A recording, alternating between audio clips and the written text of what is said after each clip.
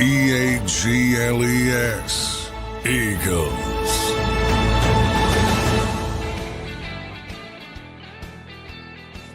And welcome in, everybody, to a Wednesday morning edition of Birds 365. Today is your final day of Eagles training camp. They're fresh off the open practice to the public last night at the Linc.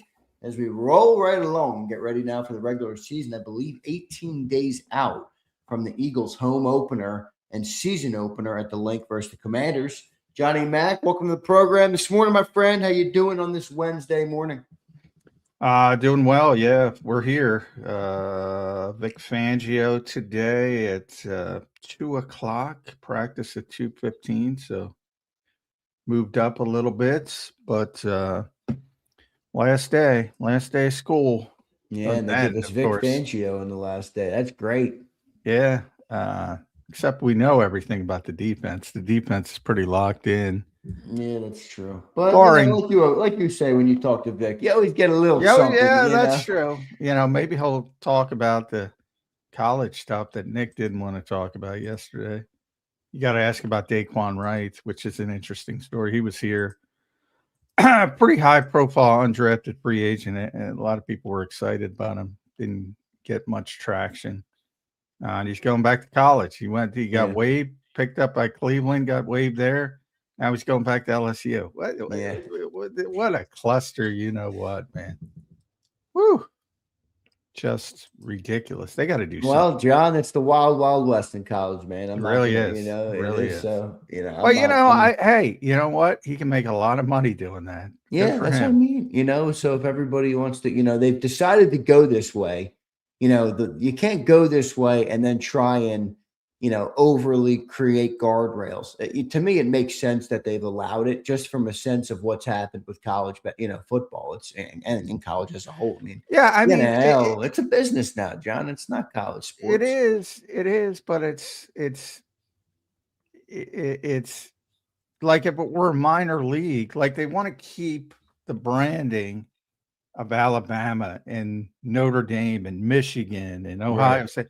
They want that branding because that branding, man, even though the players might be good on the Birmingham Stallions or whatever they're calling the UFL teams now, it's not the same. You need the branding of Alabama, the Crimson Tide, the Fighting, and it's just not. But they're professionals. They're just lower level professionals. That's what they are. You're right. I mean, and if it's one this year, John, how many is it in the future? I mean, it might just become it's already a true farm system. They called up, called down, sent up, sent down. Yeah. I mean, who knows what's coming in the future, man. But you're right. It's kind of chaotic, so it is what it is. But it's an interesting story, that Daquan Wright. We'll see what happens. How good he plays. Yeah, Nick wanted no part of it, man. No part of it. But I guess I can understand that. Nick's, But I mean, the guy can't make an NFL team, and he can go make money at LSU. I don't begrudge him that. I'll tell you that. No, yeah, I don't either. And LSU can afford to pay him more than the Houston whatever. They're not the Gamblers anymore, but whatever the UFL team is. I haven't kept up with my UFL nicknames. Maybe the Roughnecks or something goofy like that. I'm not sure. Houston UFL team. They even have one. They were the Roughnecks, but they're not, and there's no longer a team in Houston. Okay. They folded and relocated ahead of the 2027 season. They were the Roughnecks, though. Wow. They did play this season, though. They were the Roughnecks through 24, and then they were the Gamblers in 2026. Okay. And now they are gone from Houston. All right. Well, if you can't make it in Houston, all right. The Dallas Renegades. How about that? There's a team. So, but you can't make money with the Dallas Renegades, so you can make money with LSU. Yeah, no doubt. All right, Johnny Mack, moving here into the Birds talk. We're going to have Mike Gill and BLG today, so we should have a great show for everybody to hear a couple different perspectives. We are yesterday, I believe, was day 16 of camp, and that was the open practice. John, I got to talk to you briefly last night on your ride out of there. How was the open practice to the public, J-Mac? Yeah, it was good. 45,000 or so in the stadium. They went almost 2 hours, so they gave them a little bit more than they typically do. It was a scrimmage-like environment, so it was competitive between offense and defense. They were grading it. Lord knows how they keep score. It's not like you get 6 points for a touchdown and you kick the extra point. It's not replicant of a game in that instance, but they tried to make it as competitive as possible, and a lot of first team reps, obviously, again, because they're not going to play on Friday, to put it mildly. So some good from both sides. I think far more good from the defense, and especially Reek Woolen and the front, which has been dominant throughout. That the floor of this team is, I talk about it all the time. It's very high, and it's very high because of the defense as a whole. But number one, the defensive front. It's so good. It's so good. Teams are going to have trouble blocking the Eagles on a weekly basis. So I think this it can't be a 6-win team. The floor is not going to fall out from this team. So I think that's the biggest positive you've taken from this summer as a whole. And then offensively, it's a work in progress, but that shouldn't surprise anybody. It really shouldn't. How do you feel Nick Sirianni has done so far at the start of this season? Obviously not in the season yet, but just in preparation, preparing his team for the season. Well, I think he's done it enough to where it becomes, I always joke, like, I don't know how long Andy's going to go, Andy Reid, but if he coaches for 5 more years, you could ask him what the schedule for training camp is going to be in 2031, and he'll tell you. That's how organized he is. So I think it's this setup has become second nature to him. And there's obviously little tweaks along the way. You might have weather that forces you inside. That happened once this summer. You might have injuries like you did last night with Lane Johnson did tweak himself while he was going up from the field to back to the press box. Me and Josh Grizzard stuck. Come on, Lincoln Financial Field. Yeah, I mean, come on. It's the first performance of the year, John, and we got broken elevators. Come on, Jeffrey. Yeah. So yeah, that was kind of funny. So that happened very early in the practice. And when I got up there, Fred was in there. I'm like, oh, they just gave I didn't think twice of it because it made sense. With Landon having a rest day as well. So anyway, but that's what you want most of all. And you did get a little bit of an injury. Jordan Davis also left for a small, but came back. So hopefully he's okay. But, last year at that practice, that's where Landon got hurt and he had knee surgery and he was back like 3 days later. But he was not himself. So they had a couple tweaks and hopefully it's not more than that. But that's the most important part. And then some good work in and guys who've been stories the entire camp. Jalyx Hunt, tremendous. Moro Jomo, tremendous. Not perfect. Moro jumped off sides, gave up a first down. That was good for Jalen Hurts using cadence to get him to jump off. I think it was a 4th and 2.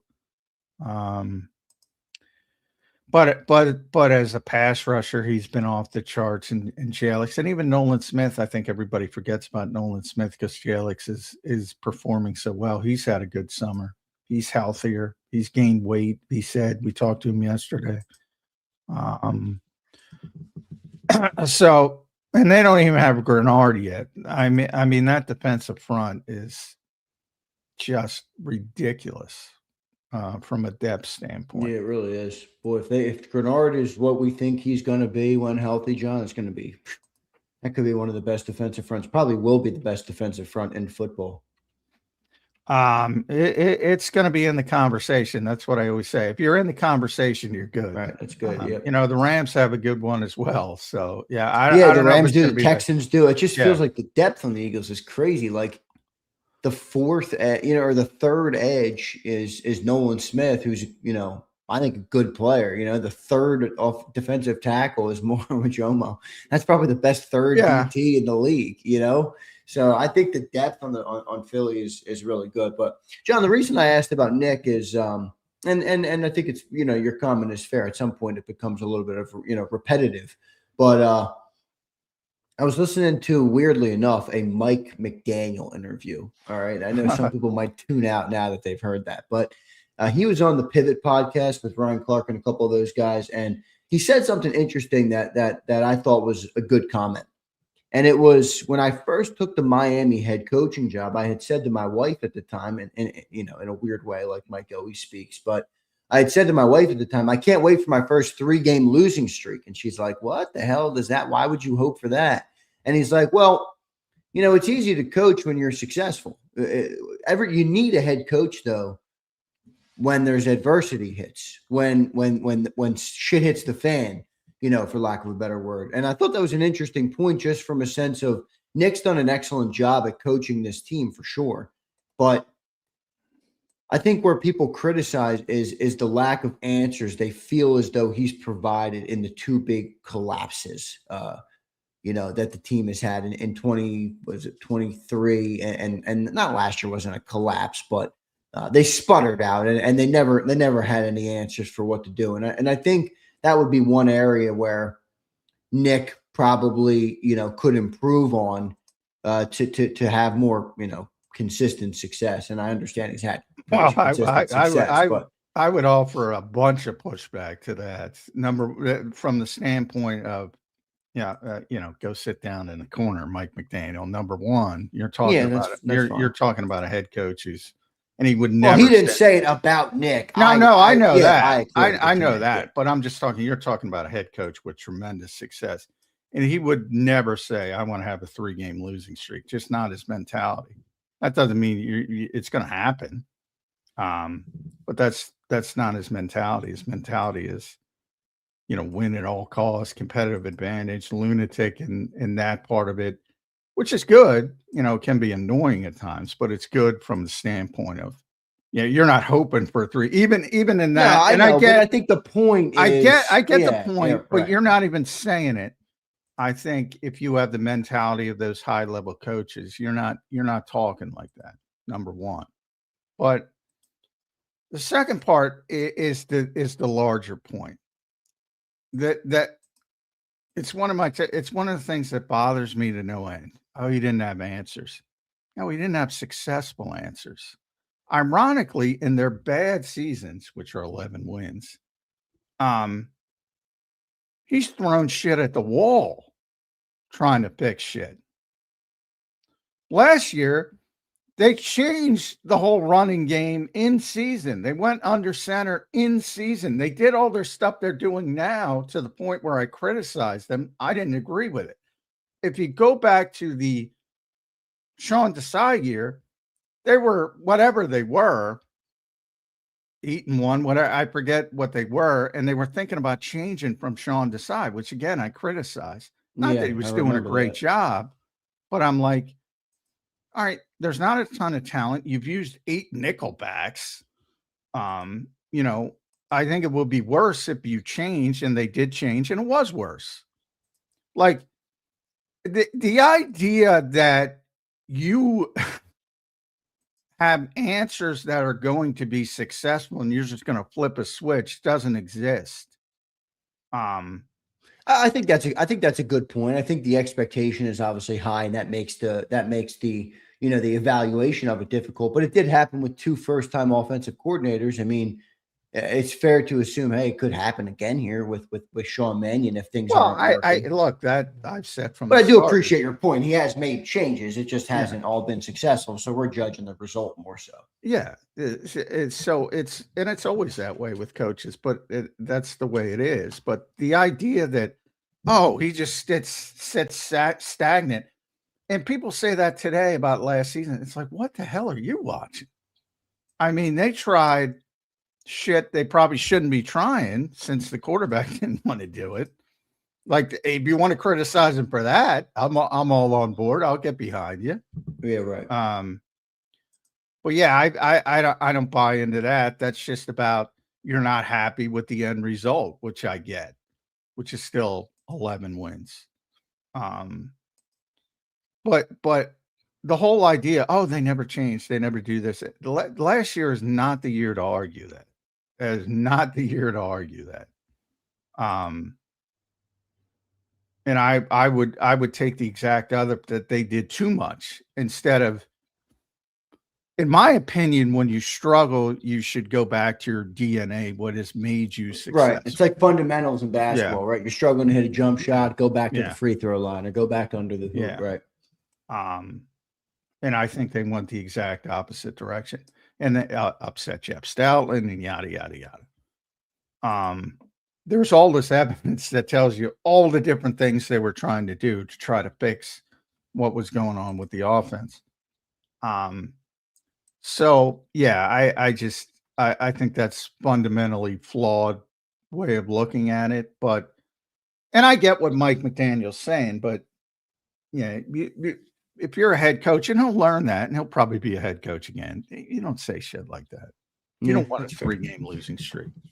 That's fair. You're going to have one, but right. I mean, I think it probably said it the wrong way, but when adversity does inevitably strike in the NFL, which it always will, that's where it's like when is the burden is toughest, It's like when Kevin Petullo said, sometimes you run the ball and run the ball.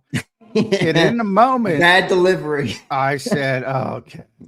Like, I know exactly what he was saying, but I'm like, buddy. Tough delivery. Yeah. All right, John, I want to talk a little bit about Makai Lemon as well. We're going to have Mike Gill on here in a second, so we don't have too long. But Makai Lemon has been back on the practice field now the last couple of days. You can tell me how it looks. He also spoke yesterday, John, and, I don't know. You tell me if you made anything of it. Cilio was hard on him about the way he comes across very unprofessional, and I think he said something to the effect of, I got to go get that money or something like that, which I think, for any younger people out there, that's kind of a phrase you use to go and accomplish, what you need to accomplish. Get out of bed and get this money. I don't know if it always means, hey, I got to get, paid for being out here. But your thoughts on Makai Lemon's return to camp? He's had a couple of comments now. We didn't really talk to him, obviously, when he was injured. So he's been kind of absent from the camp storylines. Your thoughts on Makai Lemon's first couple of days of camp and how he's looked as well on the practice field? Well, it hasn't been great, to be honest. But Dom calls him Long Beach, by the way, because he reminds him of Deshaun Jackson. Yeah, I'll tell you what, he doesn't have Deshaun Jackson speed. I'll tell you that. Yeah. Not many do, to be fair. No. Okay. At one point in yesterday's practice, literally the play before he scored a touchdown, literally the play before, because he got completely shut down. And Andrew Pacheco was about 10 seats down from me, and we just looked at each other and said, this guy can't get any separation. He can't get a sliver of separation.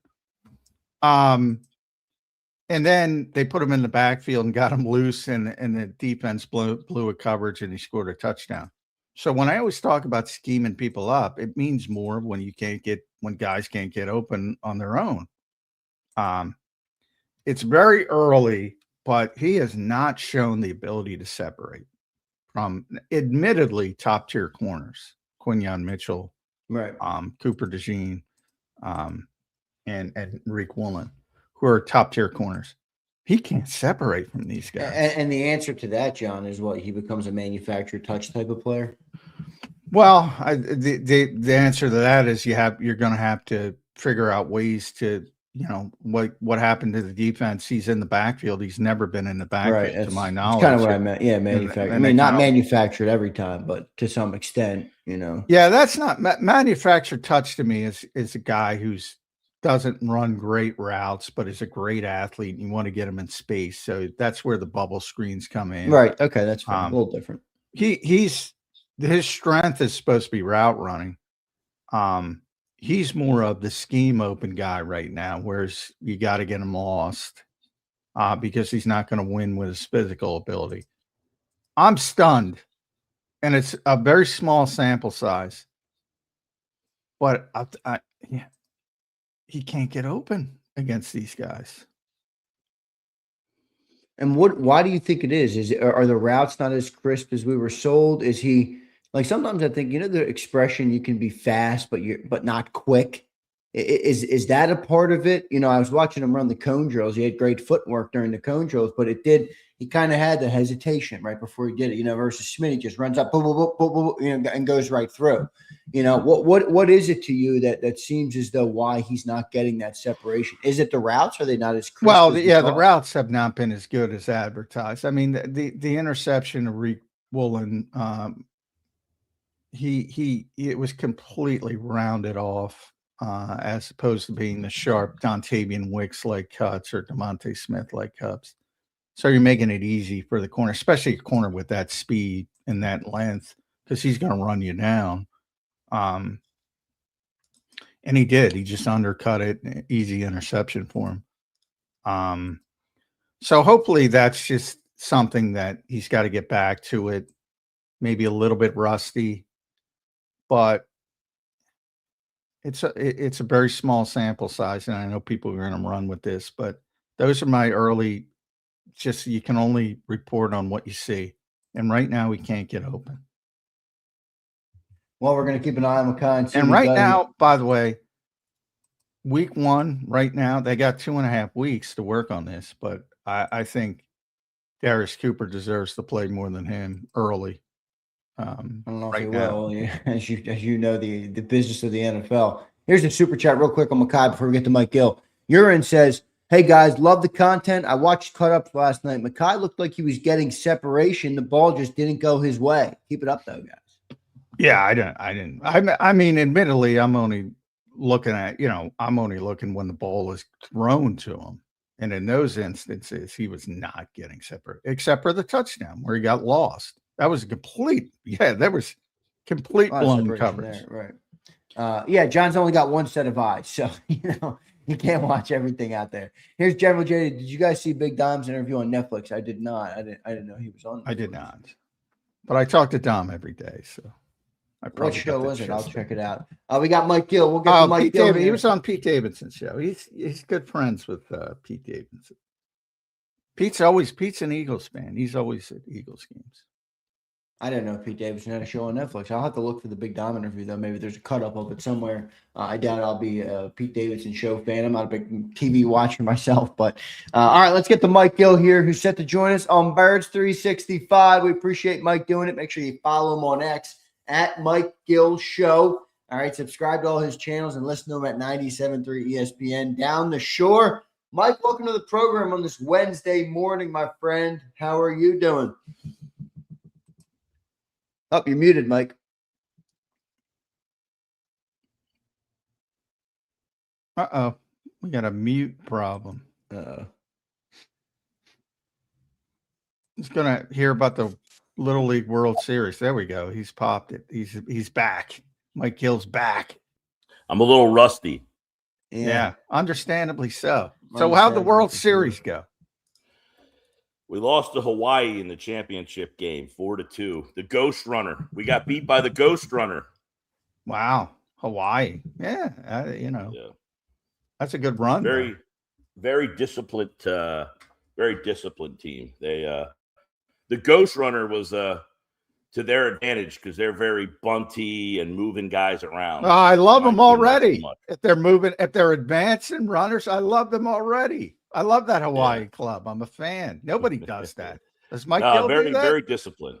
Very disciplined. No, my team not very apt at bunting.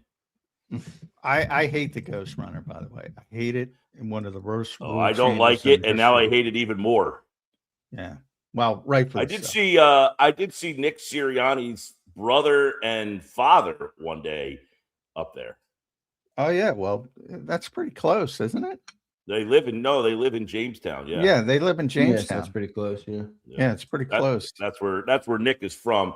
And the place that we had lunch a lot is a Philadelphia Eagles bar. There's a guy who used to play for the Eagles who owned the bar, and now it's like an Eagles bar. They've got Eagles stuff all over the place. Well, you can't go anywhere in this country and not find an Eagles fan. Throw a stone, you're going to hit an Eagles fan. Pete Davidson, we're just talking about Eagles fan. Next week, I won't be around. I will be in Charleston, South Carolina. So if anybody has some recommendations, every time I do this show and I say I'm going someplace, people usually that's it. And that's, by the way, that's every other show. You're going someplace. Yeah, well, it's summertime, man. Summertime, I got to get out of here. You got to get it in. You got to get it in. The last place I want to be in the summer is the Jersey Shore. Let me tell you. I agree with you. How anybody spends their money at the Jersey Shore, God bless you. This is the last place on earth I would want to be in the summertime. The minute Labor Day comes is when you'll see me down there, Mike. I am not going before. When people leave, I go. Great spot. Spend your money in September, October. You will thank me and like it. September and October are glorious down there. They are unbelievable. Yeah. It is unbelievable. And of course, that's when I have to work a lot. So doesn't work. We don't get much of it during that time. But anyway, all right. What are you doing in Charleston? I got to get that. Golfing? What are we doing? It is my girlfriend's birthday, so we're just getting away for a couple days. All right. Before the start of football season. You guys, once football season starts, I don't get any time off. So, well, yeah, you only got a couple days. You can't go to Prague, so you got to go to Charleston. Yeah, right. Makes sense. All right, Mike. What do you make of camp so far from what you've seen? I'm not sure how much you've been able to see, but we're 16 practices in. There's been a lot of different storylines that have come out of it. I don't want to muddy the question. What have you seen so far? What stuck out to you from training camp to this point? Well, I mean, the practice last night, it's funny because you got 45,000 people watching a practice, and maybe that practice gave you more than almost anything else, that the offense is still going to be an issue. It doesn't look like this thing is going to click right off the bat here, and you're going to be ready for the start of the season. That's the early impressions. The one thing, though, that I think we can possibly be intrigued by is that the second and third offensive line looks like they are capable. Like, you've got more talent here, and that should be a good message that the first offensive line could be better than it was a year ago. Now, I know a lot of people would say it wasn't awful last year, but it certainly wasn't where it has been. And then you get a new offensive line coach and a new system, and you're wondering, but it seems that the second and third group is better than what you had last year. So that's a good start there. The Lemon stuff really bothers me. I was a big fan of that pick, but man, the fact that he can't get out there consistently with this hamstring bothers me. I know we talk about, he doesn't have to be ready for week one, but you're a wide receiver. It's a timing thing. And this really does concern me that he's not seemingly ready to go with where we hoped that he would be. The other thing is on the offensive side of the ball, I really think that, and we haven't seen a lot. I know they used Goddard like as an H-back the other night, but I was looking at Kraft's numbers over the last couple of seasons in Green Bay. I don't know. I think we're sleeping a little bit on Goddard's role in this offense and what he might be able to be. And early going to try to get them going in this offense, he might be the guy that gets out to the early start. Tucker Kraft, before he got hurt last year, he was averaging 15. He was averaging 15 yards a catch.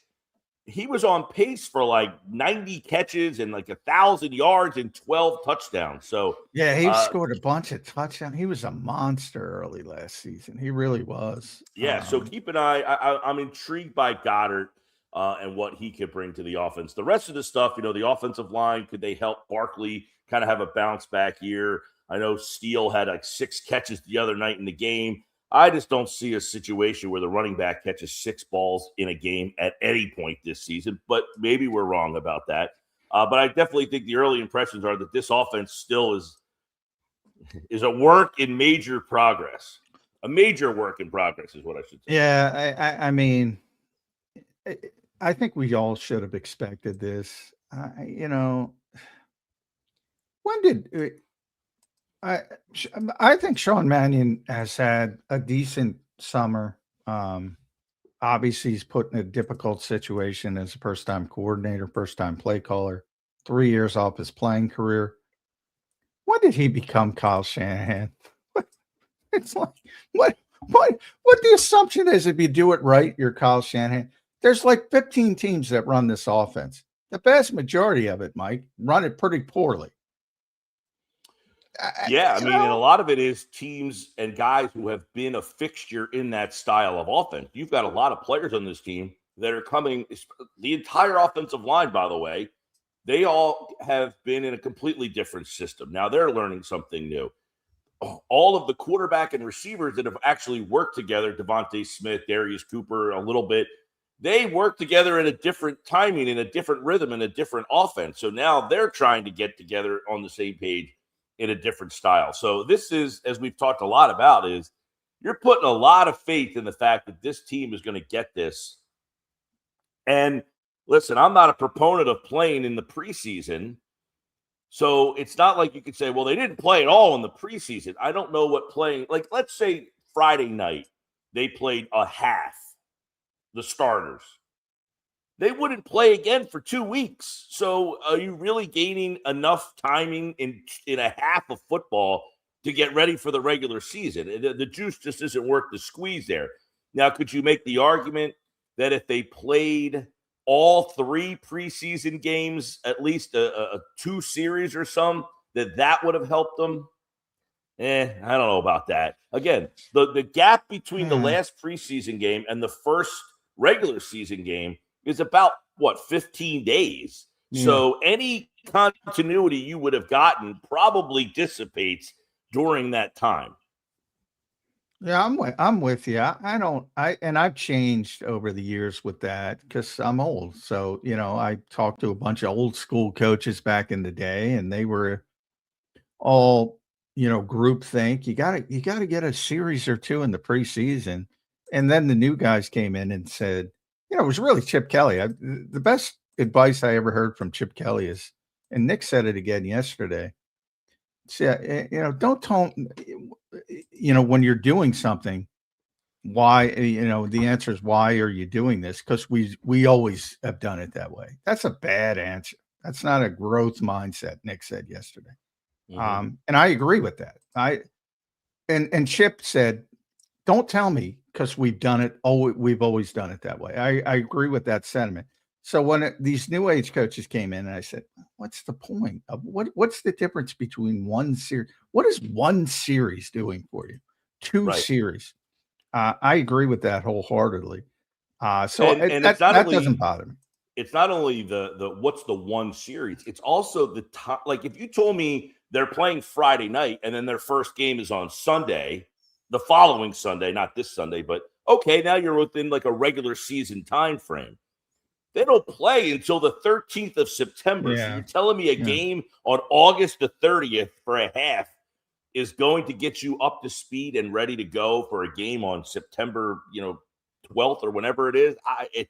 The timing doesn't make any sense to go out there and try to get hurt. Would you like to see it for the fact that, hey, they would get some game reps? Now, I mean, I don't know. The New England practices, I'm sure they got a lot there. Last night you saw some. So it's not like they're doing nothing, but yeah, they're getting the first team's getting all the work in these important practices. Correct. Basically.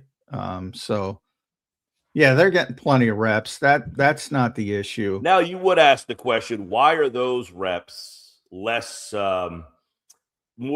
apt to get injured than a preseason game? Why are those reps more important than playing in an actual stadium in a real game situation? Well, you're not tackling. It's not live. You're not tackling to the ground, basically. So, and you can get hurt. there's non-contact injuries all the time Sure. in the NFL. You get hurt all the time. Lane tweaked something. Hopefully he's all right last night. You can get hurt getting in your car. You can get hurt walking across the street. I mean, obviously the more I woke up this morning and my shoulder hurt. I don't know what I did, but it hurt. Yeah, right. But you're playing the odds. Right here. Any WebMDs on there? Right here. Is that a rotator cuff, Mike? I tweaked mine in college. It's been bothering me my whole life, man. Looks like a torn labrum. You might have to go under the knife. My early Dr. Chow looking at the video. But by the way, that guy is the nicest guy in the world. Oh, he's tremendous. Yeah, he's really nice. We have him on the afternoon show all the time. He does really nice guy. Yeah, I've seen him at Radio Row a bunch. You go up to him, he comes right over and he'll talk to you for as long. I mean, just so super nice. Yeah, super nice. And he does a great job. He does a great job by video. He's to be able to tell injuries by video as close to it as he does is impressive. Yeah, Mike, what do you make of Jalen's camp? He's had, I don't know exactly what the numbers are. I saw somewhere 100. 13 interceptions, I think, and 15 he's got a boatload of practices. interceptions. And it's like it's more than or as many as he had in the last 4 training camps combined. Now, let's be real here. All right, it's training camp. Does it really matter? I don't know. What do you make of the uptick? What do you make of Jalen in this new offense based on what you've heard so far? And any concern there, or maybe optimism if you feel differently? Well, I look at it 2 ways, and I was talking about this with somebody the other day. Is he just saying in training camp, I'm just gonna let it go and just if I throw an interception, whatever, what's the difference, just to try to see, or is he legitimately having problems with getting this offense and mastering it right now? That there's the yin and the yang that you're not really sure about. Now you saw, the throw that he made to who was it last night? Was it Saquon? Saquon. That was you saw a little bit of vintage, right? Yeah. You saw a little bit of vintage Hurts there, where he throws that high ball into the end zone and gets it behind. I like the little play they ran to Lemon. It's probably the only play that Lemon was visible last night. But that little sneak out of the backfield is that a play that you're going to see them run a lot? But the pick 6 to Woolen, are those plays that you're going to see frequently, or is he just taking his shots now? It's hard to tell because we have no idea. Now, John, you probably see a little bit more of what they do day to day, but us that don't get a chance to go to any of the practices or talk to these guys on a day-to-day basis. I thought I was watching the game Saturday night and they were interviewing Lane Johnson and they said, "What do you think of the new offense?" And he was like, I think he doesn't know what to think about what the offense looks like right now. Now, he hasn't been out there all that much either, but it's almost like I don't know what to say about this right now. Like we're all just kind of going through. Well, he's largely been a big proponent of it. Seems like his and what he was saying is there's a lot of this, there's a lot of that, there's a lot more going on. But it was almost like he's unsure if it's actually going to work or not. I like what the concepts are, but we'll see. Yeah, well, I think that's where we all are with this offense. To answer your question, Zander, I don't know what to make of Jalen Hurts here because he gives you so little. You never know whether he's like, man, I really like what we're doing. This is great. This is going to be a fun year, or you just get nothing from him. But the interceptions at this stage, is he just taking chances and doesn't care? Or is this legitimately giving him problems? Yeah, well, I mean, these became a thing because of Elliott, and he deserves credit for it. So now everybody around the country has somebody who charts training camp snaps, stats. I've never put much stock into them, but when you start to think, this is a guy who once went through an entire training camp, so it's usually 17. Today's the day 17. It'll be the last one. It's usually 17, 18, somewhere in that range in the modern era. He once went through an entire training camp without throwing an interception. Now he's in double digits. That kind of scares me. Like if it's 5, who cares? 6, who cares? Right. There's been a lot of interceptions. Right, but like, in other words, did Mannion just say, throw it? Don't worry about the result. Just throw the ball to where we're telling you to. And if that's the case, that's a problem if he keeps throwing interceptions then. Yeah. Well, I mean, and all interceptions, as you know, you got to look at each individual one. He had 2 last night. One, probably shouldn't have thrown the ball. It was a poor route by Lemon. Reek undercut it with his speed. And then just the pick 6 towards the end of the practice, that was just a bad throw. The flat out bad throw. Just it looked bad coming out of his hand. It was just, there was no mustard on it, nothing. And that was easy pickings for Reek Woolen. So, So that's one of those situations in when it happens, Woolen is getting more of the attention because people are excited about him being the new guy getting the pick 6, then they're concerned about Hurts being the guy who threw the ball. Well, yeah, they're You're always looking at it the other way. Yeah, they're always concerned about the quarterback. But, I mean, the Eagles social media team knows that. They got in trouble for showing a Quignon interception in practice. What are you doing? What are you doing? I was away last week, but that reached where everybody was. Did you get the Eagles thing? I was like, geez. Yeah. What'd you think of that? Because I'm like, what are we doing here? Who cares? They're showing a highlight of Quignon Mitchell. Who cares? Right. I guess well, as you said, like if he's throwing double-digit picks and that becomes the story that he keeps throwing the picks. In the other instance where the other camp, he didn't throw any, and that's the only one that he throws. He throws one, and that's the one that you show. But now it's almost like that's all he keeps doing is throwing picks, and you're showing him throwing more picks. It's like everybody's dissected. It's like every year this happens. We yearn for the first preseason game. We're ready to go. And by the first snap of the first preseason game, we're ready for the regular season to start because now you're just like, but with this situation and this team, they almost need a 4th preseason game, even though they wouldn't play in it just to have more camp time. Yeah. Well, certainly with some of the issues, I don't think the defense is the positive. I mean, they look ready to go, and they don't even have Grenard yet. That defensive front, Mike Gill, well, it could be special. If Grenard gets back healthy, you got 3. If he's healthy, you have 3 high-level edge players and good depth. And inside, you have 3 high-level defensive tackles and depth. Well, and I think it's going to be like on right now, Friday night. I don't know where the backup quarterback stands.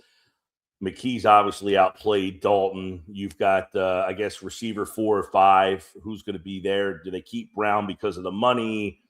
Cooper and Moore have probably outperformed him. I know Brown caught a touchdown, I think, last night.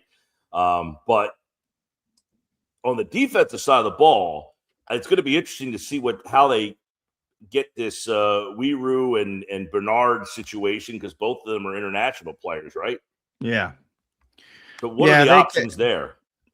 Well, they're my thought is they're going to keep Uar because they already made that decision when they drafted him, and they'll keep him on the 53. And then you have to waive Weeru, and you have an extra spot on the practice squad for the IPP exemption, and he'll get that as long as he clears waivers. I think he'll clear waivers pretty easily. I don't think anybody's guaranteeing a roster spot for a long-term developmental prospect, but people get hyped up over 3rd-string snaps in preseason games. I don't think Well, it's not only anybody. that. I agree with the premise if it was just a guy from Middle Tennessee State.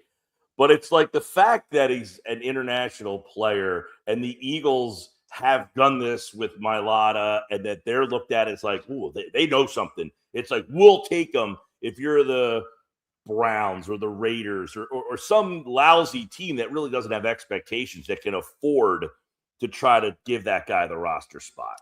Well, it's possible, but then I'll that's a gamble I'll take. I mean, they have to. Right. It's not a make or break. It's not a make or break. If you claim him, you have to put him on your 53, and he's not going to play. So you're wasting a roster spot about a guy over a guy you haven't been working with. The Eagles have been working with him, so he's got to go in. He's a new player who's never played football before. Now he's got to go into a new system with new coaches.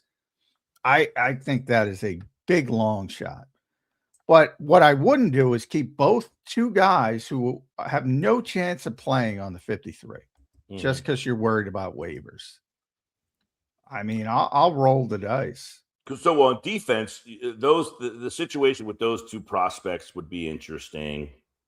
Other than that, I guess I don't know. Well, there's not much other questions on the defensive side of the ball. I feel bad for Trotter. The poor guy could probably start on every team in the league except for here. Yeah, I mean, he's a good player. I don't know about every team, but he's a good player. He'd be a starter in the NFL somewhere. Yeah. Vic called that. They're very deep on defense because Vic called that the deepest position. Yeah, the other guy I think Edge Robinson. Is even deeper. Yeah, Ty Robinson. They're not cutting Ty Robinson. What's that? They're not cutting Ty Robinson. Yeah, I was going to say, he's a fourth-round pick. He's actually, shown a little pulse. Obviously, yeah, but he's done. I think he did what he needed to do to make the team. Now, I mean, you know what I mean. So, I mean, I think that's the thing, Zander. It's you. He flashes the other night. He's a fourth-round pick, so you're thinking, they want to keep the guy. So I guess, but the question is, it's almost like, where are the reps for him? Where are the snaps for him? I mean, you're so deep at that position. There's not many. I think the hope there is he's your Moro Jomo replacement next year, to try and now that's a big bar to clear, but I think that's the hope, for him. I don't think he'll be. I think he'll be here for sure. Yeah, no question. Is like there's so many times where like Steele the other night had 6 catches, 80 yards, and you're like, oh, well, you got to find a role for this guy. How's he getting more than a snap every other week? If you're looking for snaps for Bigsby, Shipley, and now you're trying to find snaps for a fourth running back. It's absurd. Yeah. The Madden mentality is absurd. Like if you have Saquon Barkley and you're trying to get Tank Bigsby snaps, you're nuts. Never mind Carson Steele. You don't want Saquon off the field. Obviously, has to be. You have to be. Yeah. You have to be smart. You have to manage it. Probably 8 to 11 snaps here and there. But there are people that legitimately. Oh, you got to give Tank more. No, you don't. John, with that mentality, do you think that would be a reason that it's likely not only based on the schematic changes of the offense, but that they would try and get the ball to receivers 3 and 4 more this year? And what I mean by that is, like you just said with Saquon. When your opportunity cost is so high to put a backup in the game because your top guy is so good, you're not going to go that way. That's how it's been at receiver too. It feels like every time you throw the ball to wide receiver 3 and 4, you're not throwing it to AJ and Devontae, which, is stupid. Now that AJ's gone and the 2 is not as good as what it once was, maybe they feel a little better about spreading that ball out a little bit more. Well, I don't know if that makes sense. I went to the Green Bay offense the last 2 seasons. They didn't have a receiver over 1,000 yards. They had a bunch of guys around 700. Now, do they have a player as good as Devontae Smith? Probably not. Jalen Reed, I think, led their team last year. You had Watson. The year before that, I mean, you had a bunch of guys in that 800, 700 yard range. So they're spreading it out a lot more. Kraft's a bigger part of their offense as well. So, yeah, you might be right that that's another example, though, and I was talking about this earlier in the week, Mike. The old correlation does not necessarily imply causation argument. Like, did Green Bay have a bunch of 700-yard receivers because they don't have A.J. Brown and Devontae Smith? I would say that's the reason they had 700-yard receivers. Yeah, Dobbs. I think Romeo Dobbs. Exactly. Jaden Reed, Bo Melton, Dontavian Wicks. They had like 5 guys. And by the way, Christian Watson's their best receiver. He's always hurt. If he were healthy, he'd have, he would spike ahead of the others.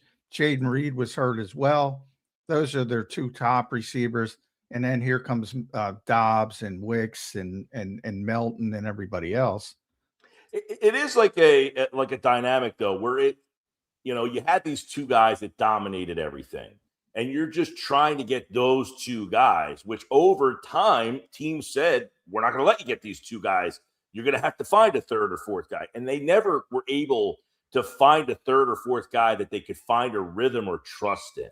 It was always the two guys. And over 4 years, teams were saying, you're not beating us with these two guys. And they could never pivot off of those two and go to Dotson and have him be a bigger part of the offense. So now you're wondering, can they create a scenario where, hey, this game Smith is getting 7, and the next game Lemon's getting 7, and then Wicks is getting, where they can kind of keep the defense off balance because you have multiple. It's almost like having a staff of number 2 and 3 starters instead of having that top of the line ace. Yeah, I've made the base, but they have a bunch of 4s though, not 2s and 3s. They got a bunch of 4s with Smith, you would say, is probably Smith is a 1 or a that's or a the interesting part is Smith is better than everybody for the most part that Green Bay has had. So do you look at it like what Seattle had last year with Smith and Jigba, where he had like 1,500 yards and then nobody else was close to him? That to me is yes, the better. I try to feed the ball to Devontae Smith as much as I can. I think that's everything. I think, and the quarterback's part of it as well. Jordan Love is more willing to spread the football around, probably out of necessity. So maybe it becomes necessity to Jalen Hurts as well. Yeah. But I always want the better players. I always want the 1s and the 2s. Like, I don't want to spread the football around if I have Jackson Smith and Jigba or Jamar Chase or Justin Jefferson, one of the top level receivers. I want to get them the football. Sure. Well, it's like if you have a big time scorer in the NBA, do you say, hey, we got to spread it around?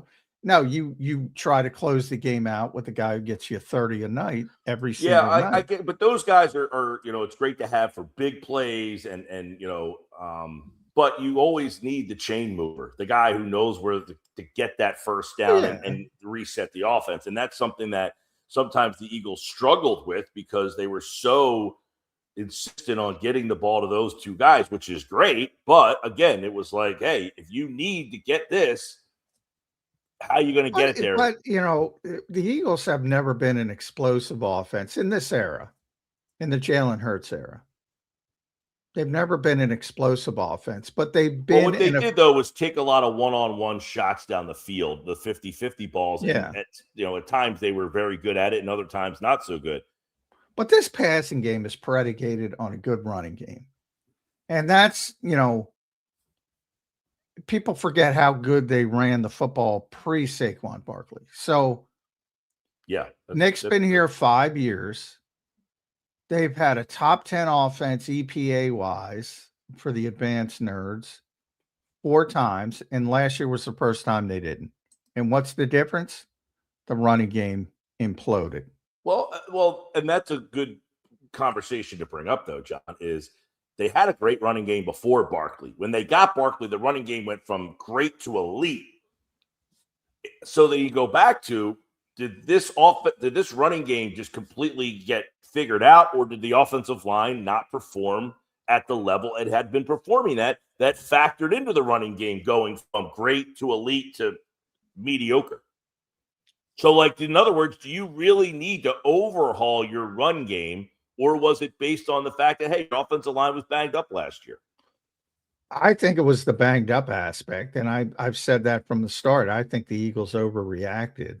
I think we all could agree that they needed to add some layers to the passing game, especially if you're losing A.J. Brown. But do you really need to overhaul your run game too? Or do you need your offensive line just to be healthy and perform at a higher level? Well, I think they hired a scheme. And, the scheme demands that you change your running philosophy, because the goal of the Shanahan scheme is to marry the run game with the pass game, so everything looks the same. Right. Basically, the inverse Vic Fangio philosophy on defense, make everything look the same. So you have to change. And I always go back to the old cliche in the NFL, which is if you're hiring a scheme, you're doing it wrong. You're not hiring Kyle Shanahan. You're going to the Xerox copy, Mike. You're making copies, and what happens when you make copies? You know, the 10th one is not as sharp as the first one, and as you go down the list, Sean Desai ran Vic Fangio's scheme. Did it look like Vic Fangio's scheme? He ran it. Yeah, not very much.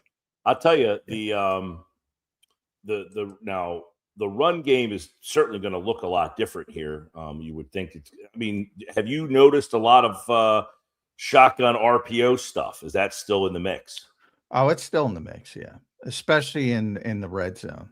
Okay. A lot of pistol in the red zone. And I went back and looked at some Green Bay stuff. They use it a lot too. So you can see they're basically running the Green Bay version of and it makes sense, obviously, where he just came from, but they're basically running the Green Bay offense. So you're going to see shotgun, you're going to see pistol. It's not going to be 100% under center for people who think that. Yeah, which you shouldn't think that was going to be 100%, right? Yeah. And you're going to see plenty of it. And it's picked up later in camp too. There's been more of it as we've gotten later into camp. Whether that's an adjustment, I don't know, but it would make some sense because that's all Jalen Hurts has done, not only in the pro level, but in the college, at the college level as well. So Dave McKeon shotgun a lot too. Yeah. Oh yeah. And so I think people are going to be surprised how much there is, to be honest, because it seems to be picking up. Still going to go under center way more than they typically did in years past, but it's going to be a blending, which is what Sean said the first time we talked about it. I mean, he's not lying. It's going to be a little bit of a blend, and we're going to see what it looks like in the finished product. But one thing I would guarantee, Mike, is you're going to see some growing pains. And there's some growing pains here at Mike Gill Show. I kept you too late. Make sure we're all getting back. We're all getting used to having you back, buddy. And now you're not going to be back next week. At Mike Gill Show, make sure you follow him on the X platform. At Mike Gill Show on YouTube as well. Watch the Sports Bash 2 to 6 every day. 97.3, and he's going to Charleston. Good for you. Good for you. Yeah, next week I'll be in Charleston. John, I was just thinking of you the other day. Now, for those of you out there who aren't aware, John and I have worked together for years and years and years. We did a segment called Football at 4 that we created, and we started doing shows at the Golden Nugget in Atlantic City. Yes. They're bringing me back, John. They're bringing me back. Nice. Yes. For the fall, I will be back at Golden Nugget every Thursday for the football season. I'm looking forward to that. Today, I'm at Ventnor Social for a Phillies watch party. Nice. I just need a break, You're man. a busy man, Mike. Yeah. I need a vacation, man. People, I like the Golden Nugget. I like that marina. Nice view. We're going to be at the sports book at the Nugget for Thursday night football. I remember when you and I did the show there, you would come up the escalator, and right at the top would be me and John battling it out on the Sixers. All right, Mike, I got one question before you go. I'm going to put you on the spot. Season ends this year. Will they or will they not be extending Jalen Hurts if you had to pick today? Whoa. Man, that's a fiery question. I would probably say yes. I'd probably say yes, because I would imagine that the offense gets better as the season goes on. They'll likely be a playoff team. So I on August, whatever day it is, 26th, I'll say yes. We'll see what happens. Mike, great stuff, man. We appreciate you. Great to have you back. Enjoy South Carolina next week, and we'll catch up with you closer to the season. Thank you, brother. See you, everyone. There's Thanks, Mike Mike. Gill joining us right here on Birds 365. Good stuff from Mike Gill. We always appreciate his time, him joining the show. We'll have Brandon Lee Gouten in hour number 2, who's been down there at training camp all throughout as well. So we'll get the update from what BLG thinks as well. But, John, we're getting closer to the season. The hype is palpable. It's increasing. The expectations still remain, John, for this team. Sky high, my friend. It's going to be interesting to see. Yeah, those expectations how they perform. don't waver. No, they do not. And that, I wrote about that when training camp started, about Nick Sirianni, from when we talked to him in the off season about going to training camp, the expectations, and they are real and they are daunting every single year. And part of that is because they've been so successful. So that's what you want. You want those. You don't want to be a bad team. So Nick embraces that part of it. But it comes at a cost as well. And if you don't perform up to the expected standard, you're gonna hear about it. Well, we'll see if they're able to do that this year. It's going to be interesting to see how that cooks up. John, after watching so much of training camp so far, you got, what's the schedule real quick? We got today, right? And that's it. One day today, Vic Fangio, 2 p.m., practice 2:15, and then training camp for 2026 is behind us. Is that correct, John? Yeah, that's correct. Tomorrow's a walkthrough, close to the media. Friday's the game. Sunday's the cut down to 53. Monday, Saturday. No, I have to double check on that because they changed the dates. When is the cut down dates? It might be 30th, right? I thought it was Sunday. Is it Sunday? I don't know. You'd know better than me, but I thought when I did some research on it, I thought I read Sunday. Yeah, they moved it to 6 o'clock. It's usually 4 o'clock. Yeah, August 30th. So what's today? Sunday, yeah. So that's Sunday, 6 p.m. All right. So Sunday, 6 p.m. Then typically they're back on the field later Monday. It would be an afternoon practice when it's when you've gone through the waiver process and you've populated your practice squad. So they might have, they might keep 1 or 2 spots open to look around the league in the ensuing days, but they generally get back on the practice field on Monday. But that's regular season mode where reporters only get to watch the first 20 minutes or so. Can't watch the entire practice. So this will be the last practice we get to watch in its entirety until next spring. No, man. So take it all in, John. Enjoy it, man. Enjoy the practice, because soon it's going to be little baby peanuts. Like they throw you little peanut shells that you get to see. Yeah. Well, the worst is when you get, hey, what happened to practice? Nothing. We don't get them. I saw a bunch of guys stretch.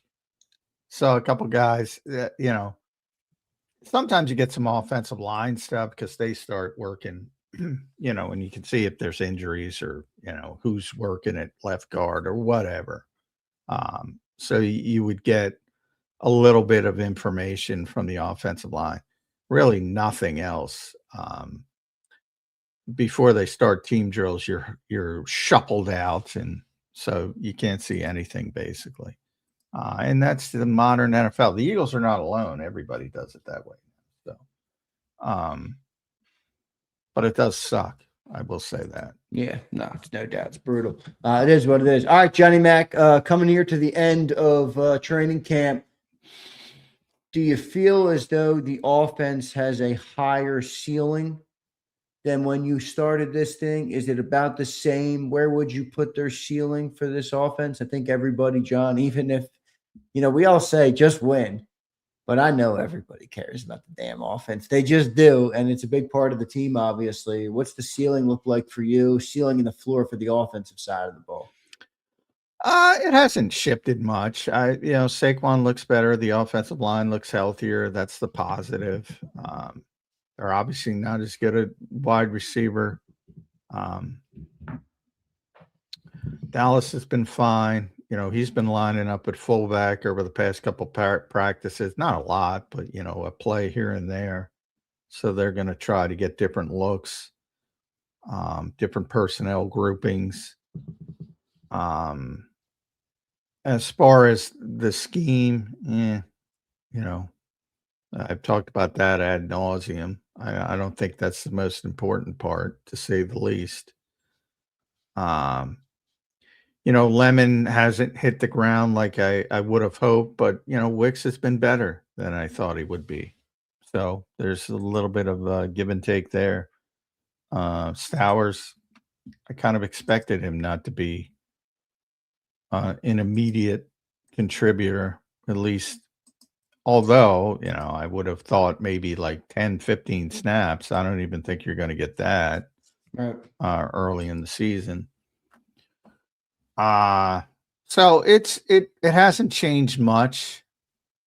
Jalen's been okay. He hasn't been bad, hasn't been good, just okay. He doesn't seem overwhelmed by it. But it hasn't been, awe-inspiring. Just looks like a middle-of-the-road offense with a good running back. Yeah, I mean, part of me is, obviously the expectations are great, but if you really zoom out, and it's hard for us to zoom out because we cover this team, all year round. Not many do that, John, daily like we do. They're objectively worse when it comes to the skill position players. I think that's fair to say. I mean, you got rid of A.J. Brown. You guys might not like A.J. Brown in the chat. He's a damn good football player.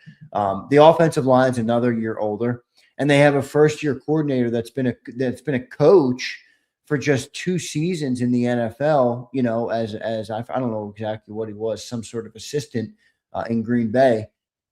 And everybody's expecting things to get way better. Like, it's kind of a tough situation. That's a tough thing for Sean to do. That's a tough thing for the best offensive play callers in the league to do, let alone Sean Mannion.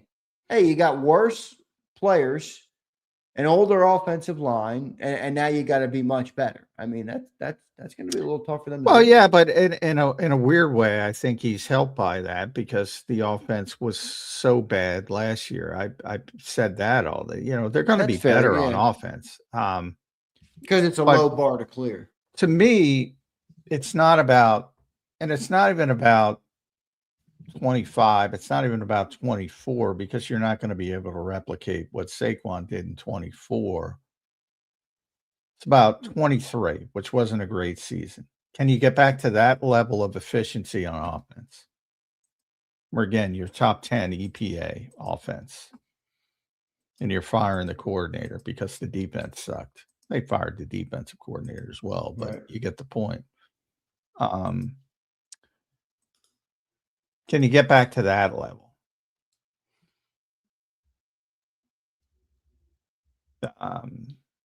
I think it hinges on the running game. I really do. I don't think this current team, this offense, the way it's assembled, I don't think can lead from the passing part of it. It can be done. Like you've said that a lot. Why can't the passing game help the running game? Well, it can. I just don't think it can here. Yeah, I think when I say that and I think back on the comments, I think it more comes down to, John, the consistency type of thing. Like, the team is going to be a run-first team. And I think your point about the run game has to set everything up for the offense is true. And that's what the Eagles are. That's the way they're built, and that's the best way to go about it. But for me, when it comes to the season, being able to win consistently, to perform consistently throughout the year, because of the, I don't want to use the word degradation of the offensive line, they're not what they were in 24, where you can just bully teams. In order for them to be consistent, you have to take advantage of what the defense gives you. And if they shift things like they did last year to put a bunch of guys in the box and keep Jalen in the pocket, if you don't take advantage of over the middle of the field, or you don't throw the ball to the seams, or you don't, spread the football around to take advantage of what they're giving you, then I think they're just going to say, let's take away Saquon and make you beat us again. And over the course of the year, I think it might clam up again. It might clog up again. I think in order to keep the water flowing, I think they got to spread the ball around, or at least be more consistently efficient in the passing game, or else the run game's just not going to take them the full way like it did in 24. Well, yeah, I don't think, like I said, I don't think 24 is fair, because that's one of the top rushing performances in NFL history. Right. I don't think it's realistic, but can you turn 1,100 yards into 1,500 yards? I think that's realistic. And I think that has more to do with the health. That's where I disagree with the Eagles, the health of the offensive line. Look, for all the hype about the backups and how they played against New England's backups, who Mike Vrabel admitted were not very deep. Probably after watching that film, he said that. Lane Johnson tweaked something on my way up the elevator with Josh Grisard, and it doesn't look too good. So for all the talk, like, I love Willie Lampkin. I love him as a person. He's my favorite person on the Philadelphia Eagles, literally. Wow, I didn't know you nicest guy. I didn't know you talked to him in the world. My new branding brand, my favorite Eagle, Willie Lampkin. If he's got to go in there against Vita Veas of the world, he's going to have an issue. Drew Kendall, I think, can be a long-time starter in this league, but that's just, projection. I think he can get to that level. It's still got to be Jordan Mailata from left to right, Landon Dickerson, Cam Jurgens, Tyler Steen, Lane Johnson. They're not going to win. They're not going to be effective with backups. Might be a little bit better than last year, but I don't even know. Brett Toth is more prepared to play than anybody they have now. Fred's Fred. Fred's the same Fred. He's okay. To me, it was the injuries on the offensive line, and they thought differently. And they made the changes they made, but it's still about getting the running game going. And they know, I think they know, look, if we don't get the running game going, then we're in second and third and long, then we become predictable, and then we're in trouble, because they can't overcome that like some other teams can, because they have and even those teams, for all the talk of the Rams and the 49ers, if they're in third and long consistently, they're in trouble. Yes, they can overcome it more than you can overcome it. But will defenses adjust? Like, if they're not versatile, will they just adjust and say, all right, you're running outside zone. It's not even a bully ball anymore. Like, when you're playing bully ball, it's like, you can stack the box. I'm going to decleat you, They're not even doing that. Well, I always go back to the Cowboys. It's not at the Emmitt Smith Cowboys. It's not. They can know what you're doing. Yeah, but John, are they the Emmitt Smith Cowboys? I guess no. No. Well, they were in 2024. They were in 24, but I feel as though that's what I'm trying to say is, though, in Luke Kuechly's, Luke Kuechly, and now in the Hall of Fame officially, like, he knew every fucking play that was coming his way, every single one. Now, I'm not saying that happens all the time, but being it's great when you catch somebody off guard, like they did last night with lining up Makai Lemon in the backfield. All right, well, now the defense saw that, has seen that, and they will adjust. It's great when you can do that, but what you don't want to be in a position is to fool the defense every time. You want to execute. You want to out-execute them, and if you do that consistently, you're going to win a bunch of football games. If you fool people, that means you need to fool people, or you feel you need to fool people. And I don't want to be in that position, to be but don't you perfectly feel honest. as though in some ways they are in that position, John? No, not yet. I mean, look, there's a happy medium. You want to have both, in the best case scenario. But I do not think the upside of this passing game is going to carry you at any point. I just don't think they have it in them.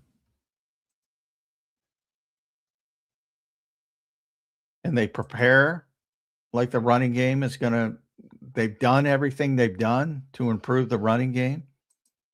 It's about, the whole point of this offense is to make the run and the pass look the same. So you don't know if it's run or pass to marry it. So if you're third and 4, you can do both.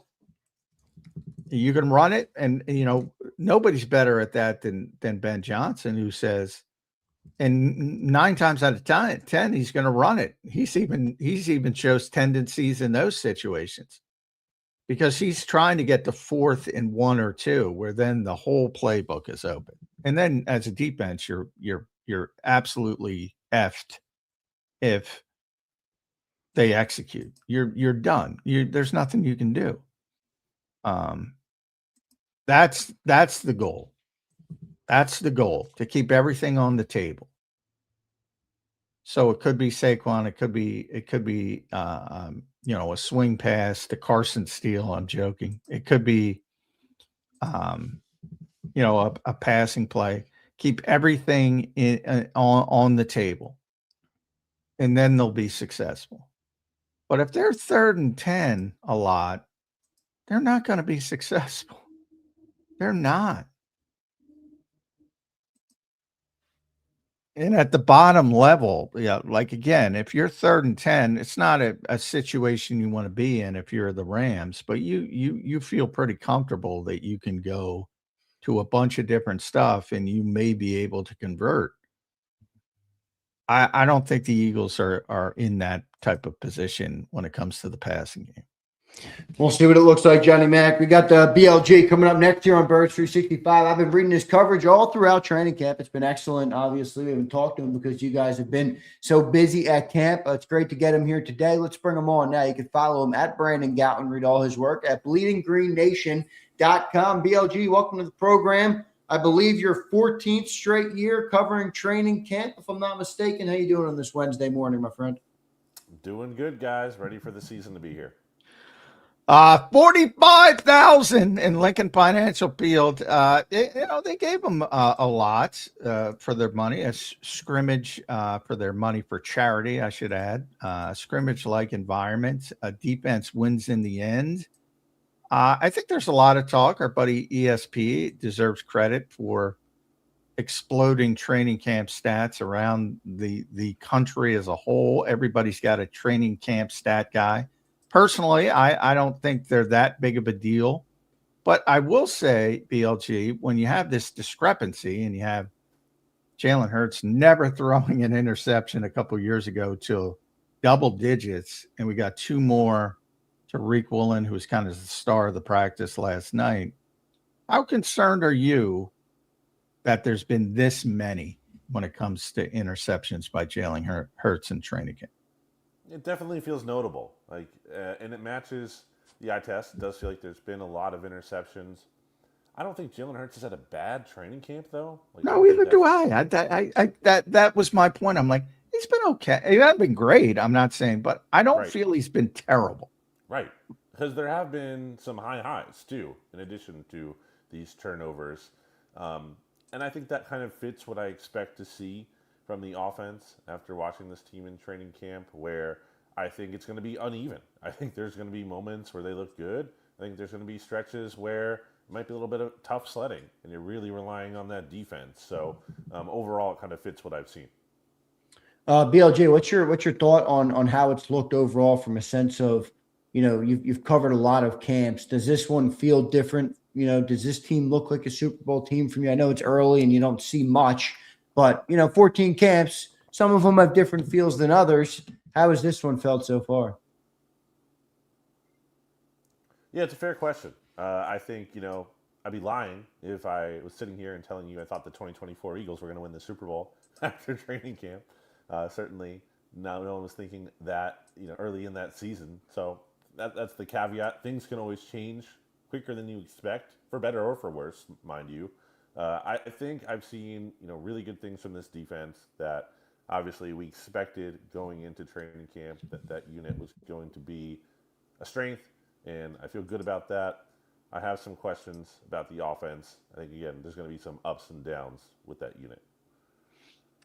Yeah, I do want to go positive. So I got to tell you, I mean, Jalyx Hunt has been unbelievable. If I had to declare an MVP of camp, it would probably be Jalyx Hunt. I think they have three. If Jonathan Grenard does come back, whenever that is, week 1, week 4, week 8, and he's Jonathan Grenard that we all expect, they got 3 high-level edge defenders, 3 high-level defensive tackles, and they have depth at both positions. I think that pass rush is going to be insane this season, and I think that's why the floor of this team is so high. Your thoughts on the defensive front specifically? And I disagree with Vic, and I don't often disagree with Vic. Linebacker, they're deep, but they're deeper at defensive tackle than linebacker. The defense as a whole and the defensive front, your thoughts on that? Yeah, it's a strong unit. And I don't know where Jonathan Grenard's going to be at health-wise this season. It's kind of a lingering issue. If he begins the season on PUP, depending on how things go here, I don't know what the Eagles are going to get from him. And had I known that going into training camp, I think I'd be pretty worried. And I'm not worried right now because I think the leap we've seen Jalyx Hunt take, I think Nolan Smith is kind of being slept on in part. Yeah, he's had a good summer. Yeah. Especially because, yes, in part just because of how much attention Jalyx is getting. It's almost like Nolan's an afterthought. And he shouldn't be because he was an awesome player for them in the second half of that 2024 season. And it's not a small reason why they won the Super Bowl. He was really good for them that year. And obviously lost last year, but I think he's healthier now and can be a big part of this pass rush. So AJ Epineza looks pretty good. Looks like a player that you can understand why the Browns gave him like $5.5 million or whatever it was before the failed physical. Arnold Ebiketie looks like a guy who could be a good back. So it's a strong unit. No doubt. Bill G, what do you make of the linebacker situation too? You obviously have Campbell coming in now, Dean out the door, and Jeremiah Trotter, I think, has just looked great every time he's been on the field. I know it's probably going to be tough for him to get on the field, but what do you make of that linebacking unit right now? Vic did call it the deepest on the team. Might have been probably. All right. So maybe the defensive line is overtaking it. But your thoughts on the linebacking group right now?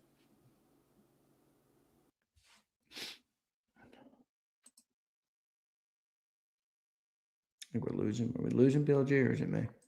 I lost him as well. So it's probably, I thought it was me and I was looking for your reaction. This is the problem. All right, we lost BLG. Hopefully we can get him back here in a second. But to your point about Trotter, it is, it's one of those situations where you have a good player. And this is similar to how I talk about Tank Bigsby on the offense, because I think Tank's a good player and people think, oh, you don't like Tank Bigsby. No, it's just Saquon is going to be on the field. And that's kind of, Trot is blocked, just like sometimes you have good players, and Morrow's blocked to a certain degree as far as a little bit different because that's a rotational position, but he's blocked from getting a high level of snaps, just like Milton was. And then he got that high level in New England. And there's not really I think the tougher also part with Trotter is like, if there's a great depth corner or safety, Vic's defense could adjust to where they would run some packages where they would get on the field. He's not really going to run a package to get another Mike linebacker. He chuckled at that when he was asked. Yeah, exactly. So I think that's the tough part. Let's get BLG back up here. We got him back in here. BLG, we lost you, brother. I'm not sure if you heard my question. I just wanted to get your thoughts on the linebackers. I think it's a great unit. Vic called it maybe the most deep, and Jeremiah Trotter Jr., I think, has looked awesome. Your thoughts on the linebacker group right now? Yeah, going back to last year, Trot Jr. got a lot of those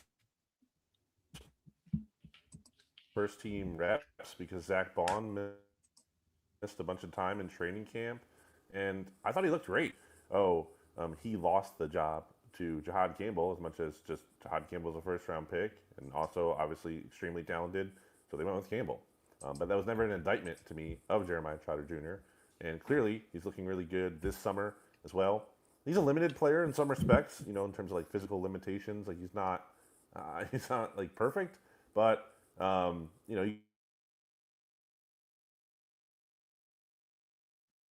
Eagles. So I think he's a really good backup to have, and I would be surprised if other teams aren't trying to maybe call the Eagles about him. And if I'm the Eagles, I'm not looking to just move off of him for any price. But if there's a tempting offer put in front of them, it's something I would consider.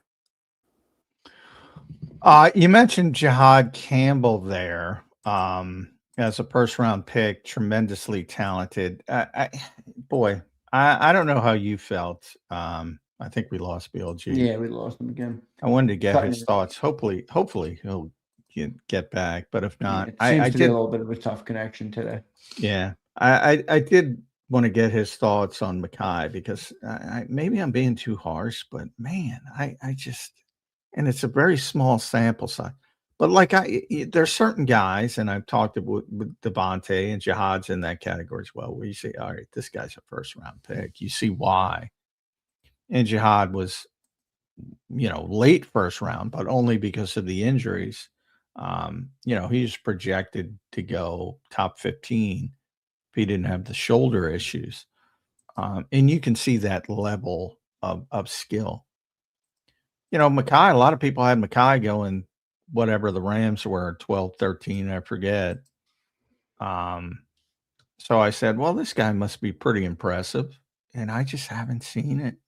Now, he hasn't been on the field a lot, obviously. And maybe it's as simple as that. His hamstrings, he's still getting back. Hamstring, same injury. But I just haven't seen it. And it's I'm a little concerned about it. It's starting to scare me. I'm not scared, obviously, but I don't know. I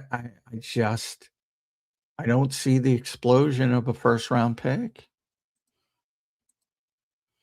The separation thing's a little concerning as well. I mean, I like to give, I think he gets credit, or the offense at least gets credit for the busted coverage. Isn't that what you're kind of trying to create on offense? So I don't want to take away from it, but it doesn't really put an emphasis on his individual talent as a wide receiver, something the Eagles have been able to rely on in the last couple of years. So it's going to be interesting, John, how it plays out with Makai Lemon, just because in a way it's unfair.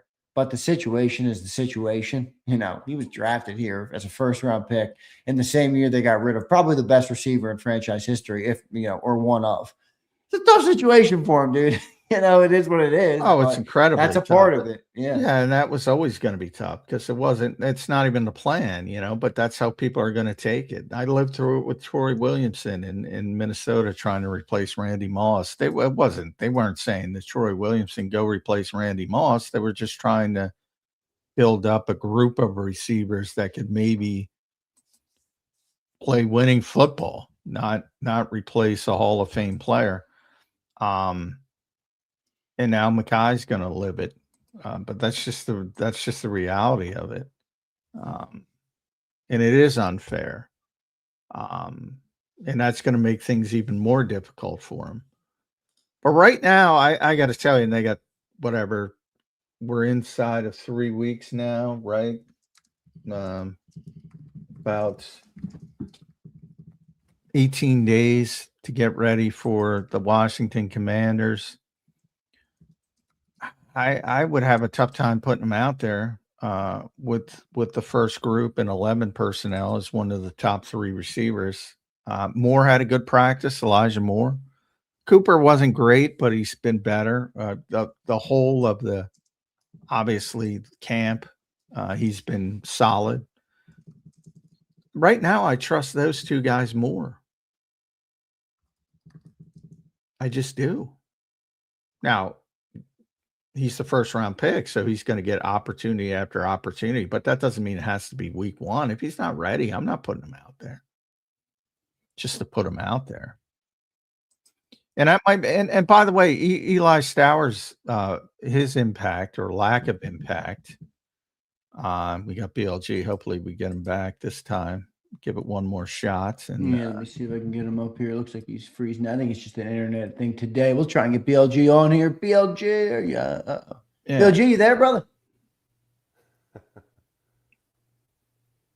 Well, let's give it, because I want to try, even if I can get shoddy, I want to get your thoughts on Makai Lemon, because I was not impressed. And I know it's not fair, BLG. He's just getting out there. But when they threw him, other than when they put him in the backfield and got him loose, schemed him up, and he scored the touchdown. When he was locked up with Quinyon Mitchell, no separation. Granted, all pro corner. Tariq Woolen undercut a route. And I didn't think it was he had this reputation coming in as a great route runner. I thought he kind of rounded that off. I didn't see it was like sharp Dontevian Wicks route running, and made it easy for Tariq Woolen. Am I overreacting? Because I was not impressed at all. I don't think you're overreacting to what you saw. Like, I don't think that's we can say, oh, he's working his way back into the offense. Things could change. Like, I'm leaving the door open for all of that. But at this point in time, if the Eagles were to play a game today, and they don't play a game too far from today, but right now, like, I don't have a lot of confidence there in Makai Lemon. And again, maybe that's something that smooth over here. Maybe it's something where the Eagles have to look at it like a startup cost, and there could be some struggles early in the season before that kind of ultimately pays off as he kind of really gets acclimated to the offense. But again, for the assessment we're seeing right now, I mean, the defense was all over any kind of design touches, I thought, to Makai Lemon, save for, as you mentioned, that one rep where he lines up in the backfield, he's wide open. They totally just don't account for him. I just don't see it with him early on. Well, I'm glad I'm not crazy. So I got that. I wanted to get that in, but hopefully it'll hold up. Stowers too, though. I mean, Bill Jerry, I feel like we've kind of gotten used to the Eagles having such good early picks. I mean, I don't need to run through the slate with you, but the last 5 years, first round pick, second round pick, all of them were just hitting. And now you got Stowers and Lemon, who both seem to be struggling early. And I don't know how much of an impact they're going to make on the team this year. Yeah, I think it's absolutely a fair point to bring up. And also, as you're kind of touching there, I'm not even trying to crush the Eagles here. Like, Howie's had such a hit rate that just like law of averages not going to be as successful like that in literally every single draft for the rest of time. Like, there's going to be struggles. There's going to be misses, especially in the draft class, as many people said, wasn't a great crop of talent. So I'm not trying to crush the Eagles. And obviously, it's early in these guys' careers, incredibly early. But the early returns are like not good. They're not encouraging. And you contrast that with someone like, Markel Bell. He's showing some promise early on. So it's not like it's impossible to say it's, you see some positive signs by now. Like, no, there's been plenty of time to see those. And with Stowers specifically, I mean, it's just like, I don't think that's a guy who's ready to play for the team this year. And maybe that changes again later in the season as he's practicing and working out more and learning the system. But early on, like, it's almost from a standpoint, obviously no one wants to see him hurt, but from the Eagles standpoint of maybe we can put this guy on injured reserve designated to return as opposed to IR, have him be out for the whole season, have him do like a stint on IR just to kind of put him in the background for a little bit and be able to move forward with the tight ends they actually want to have on game day and not have like the pressure of him being the second round pick who's not even dressing as a healthy scratch early in the season. Yeah, that was going to be my next question about Stowers. I would start him on IR and designate him to return and keep. Well, Grant's hurt. Might be EJ Jenkins if Grant can get back, and at least you have some extra guys who could help if you need them to play the actual tight end position against Washington in week 1. That's the way I would go. Is that the way you would go with Eli Stowers? It is, because again, I don't really know what he's going to give you at this point in time, even just on special teams. Like, I just don't kind of see the physicality and want to that I would like to see from a special teams tight end at this point in time. I'm ready to contribute as a rookie. Is that the end of the world? It's not, from a standpoint of it's possible he can, develop and he'll be much better next year. Like, again, the door's open on that, but it's not ideal when you use a second-round pick on a player who's kind of just a nobody for you. Yeah. Speaking of the roster, you got Uwar and Josh Weirus making a lot of noise. Now, I've said on the show, and I may have said it to you, I'm keeping my horse blinders on. I'm not listening to anybody else. I'm not putting Josh Weirus on the 53. The Eagles can't carry two of them. I can see them carrying one. And I think ultimately you'll get them through waivers and you'll put them on the practice squad as the IPP exemption. Are you buying that Josh Weirus is making this roster hype that you've seen from a lot of people? I think it's a fair stance by you. I am buying the Josh Weirus hype. I think at the very least he looks like a guy who might be able to help you out on special teams. Like, has some movement ability to where I think he's flashed enough. I mean, that sack in your second ever football game of your life in the NFL. That's just like, that's amazing. That's kind of crazy to be able to, and a legit sack too, not even just like it was left unblocked, a cheapie, like getting sack. Lost out of the backfield for a touchdown like that. Just Right. I hear what you're saying. That was a real sack, and I think some team out there might take the chance on him, especially kind of the Eagles shine on you, an organization that's been really successful. The team might kind of want a piece of that.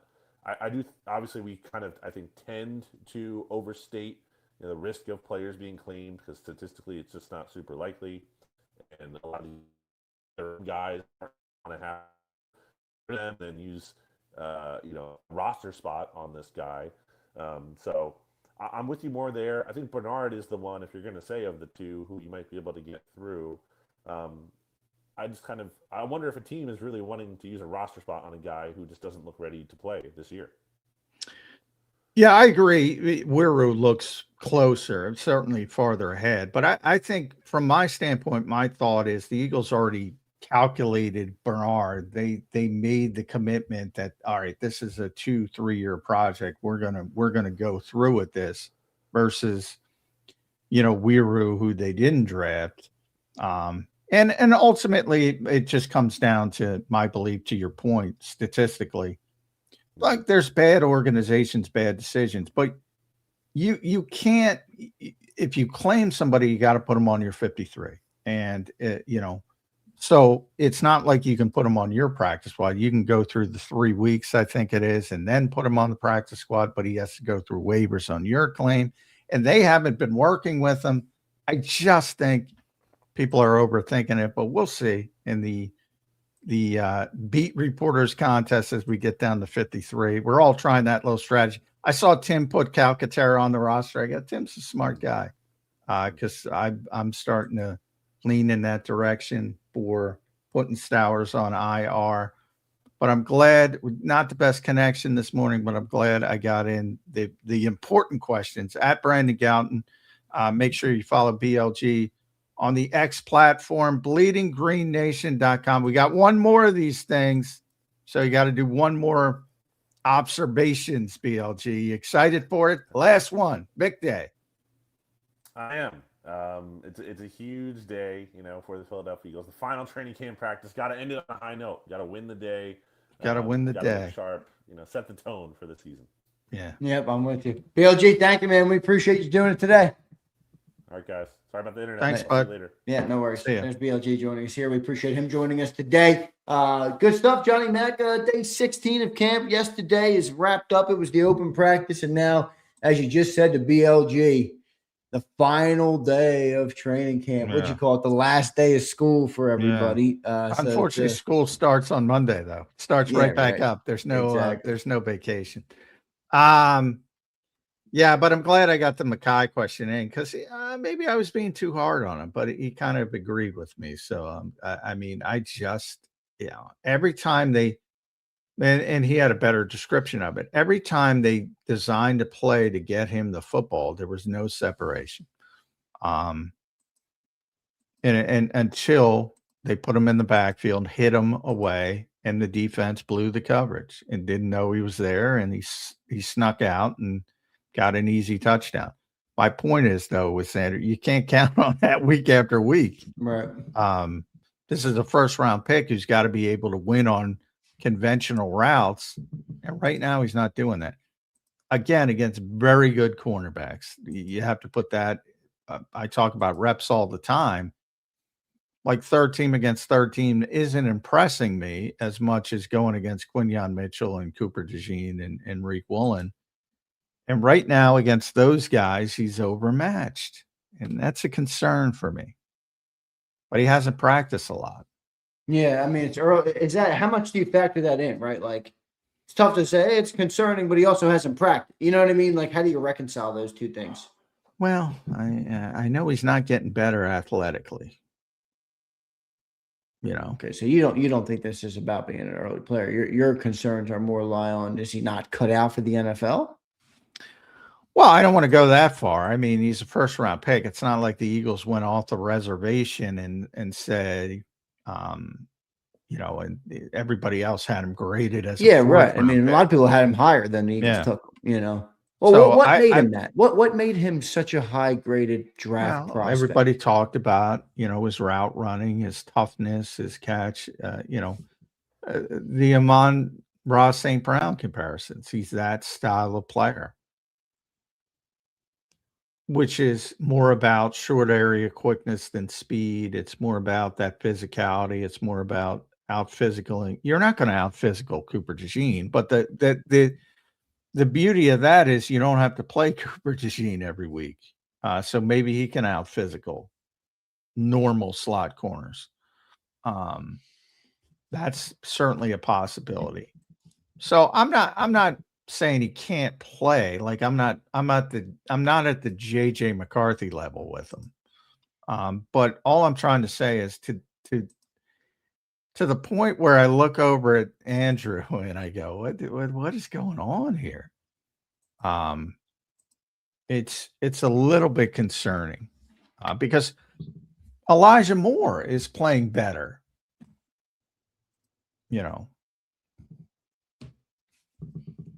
but again, hasn't practiced much. Hopefully it'll pick up soon. Although I won't see it because this will be the last time I can look at practice. Wow. Who you more concerned on right now, Lemon or Stowers? It's a good question. I think Stowers is less concerning because I think his athleticism will show up at some point. I don't know if he can block. I don't know if you have to move him to basically a king size wide receiver, but he's a freaky athlete, like to the point where like no tight end in the history of the combine had a vertical leap that he had, and his speed is like 95th percentile. Like he's a crazy athlete for his position. Crazy. Makai's more of a technique. Makai's more of a technical, or he's supposed to be a technical, fundamental football player, advanced football player. Generally, and I'm looking at what he ran, 4.53. Generally, if you run a 4.53, the only way you're a first round pick in the NFL is if you're Drake London sized, Ted McMullen sized, like you're a big X receiver. I'm a little bit concerned about how his athleticism translates to the NFL right now. but hopefully he can start to show some of that short area quickness that we haven't seen yet. Maybe that's hamstring related. Maybe he's not comfortable with it yet. And maybe when he gets comfortable, it'll start showing up. Well, we got to see what it looks like with these two guys. I guess it's also a little bit of uncharted territory from the last couple of years because, like I said to BLJ, the draft picks have been so good, and now I don't know if they're not going to be an impact. Definitely doesn't feel like Stowers is going to be an impact this year. No. Lemon, I don't know. I mean, well, he's going to be given up. I mean, they just threw him back in for all the first team reps, basically. With the vast majority, they kind of mixed in Coop a little bit and Moore even a tiny bit, but you think they keep 6 receivers? McMahon is 6. They might have to because he's not ready. They might have to, which would be Cooper and Elijah, right? Yeah. So I mean, that's the stuff they're dealing with, and they'll figure it out. Well, they only have until Sunday, but you can make a lot of moves after Sunday. And the initial 53 probably won't even be the 53 as you hit Washington on September 13th. They'll probably make changes. So,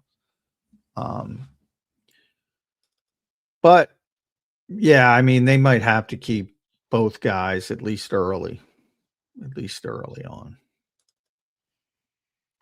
Well, you're getting me a little more nervous on it.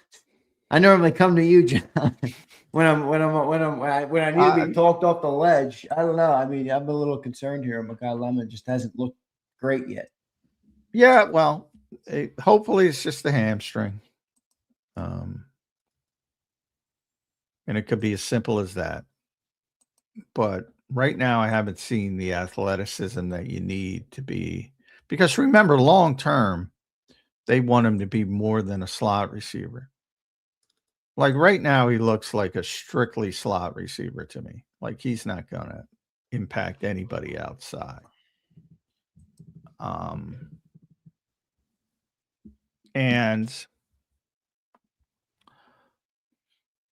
But it's way too early to make that declaration. Last night, he did not play well. But he had a touchdown. He did have a touchdown. All right, good stuff. We got a couple super chats. Let's get to them. Here's Wild Bear. What's up, Wild Bear? Good to see you. Member for 18 months. Thank you very much. I haven't been able to fully watch a game, but I've been finding some highlights. I think people are overreacting about the preseason. John, what say you? Well, people always overreact in the preseason. That's nothing new. Preseason is not. I assume you're talking about preseason games. They're not important. I don't know how many other ways I can say it. It's not that big of a deal. You're talking about backup players against backup players. It's important for them. I don't want to downplay it for them, but it doesn't translate to. I say it all the time on this show. All reps are not created equal. Third-team reps are not as valuable as first-team reps. And when you see a guy improving, when a third-team guy starts getting second-team reps, he's improving. When a second-team guy starts getting first-team reps, he's improving. Those are the things you have to look for. The games are lying to you. That's in the book of 1,001 NFL cliches. Preseason is in it, and preseason lies to you. Is the thought in the league. If you're just looking at production and things like that. Let's see what it looks like. Wild Bear, thank you. Here's Chosen One John, the Cole Payton superfan, checks in. The more Hurts throws, the more inconsistency you see. You're going to see the underthrown balls and more turnovers. We just run the ball to run the ball. KP's not dumb. Well, again, I was in that press conference, and I knew how people would take it, and they don't understand what he was saying. Anybody who watches football knows you run the ball just to run the ball on occasion, depending on game situation.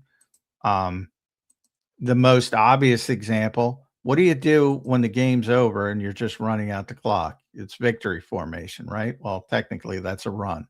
Do you want him to throw then? No, you run the ball to run the ball. Same thing if you're ahead by 2 touchdowns, 4 minutes. Sometimes you just run the ball to run the ball. That's what he was talking about. It's obvious. Everybody does it.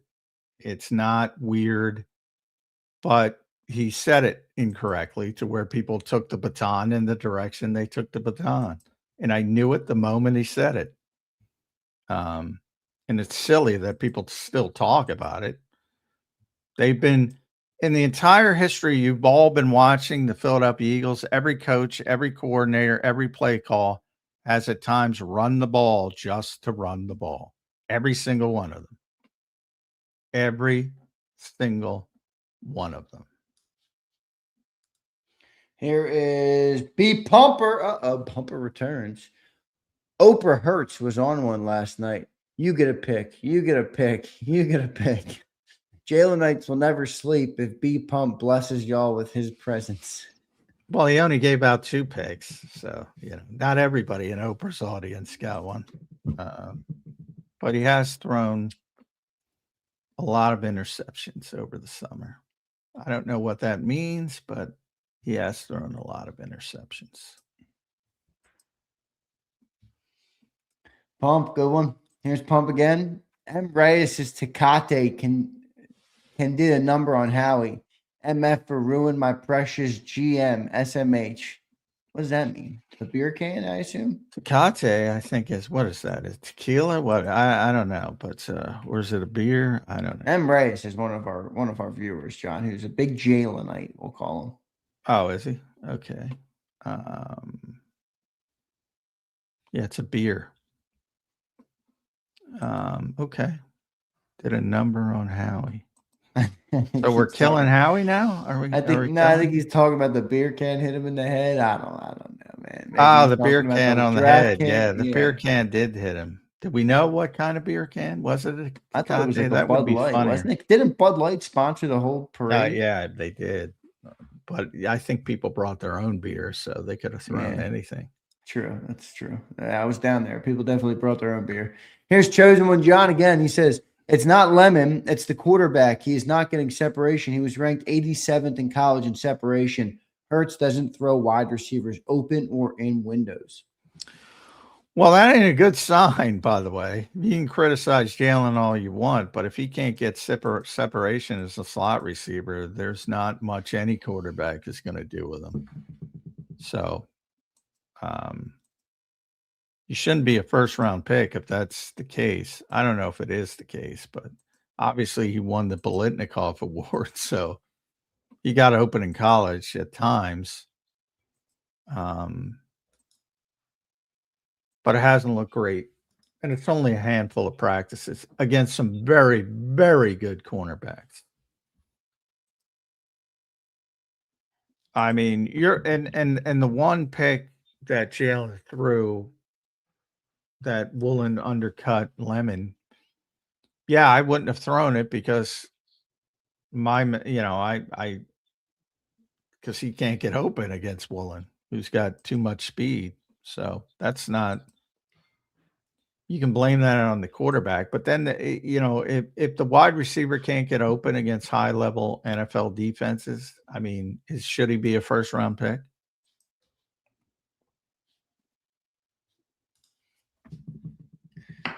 That's a fair question.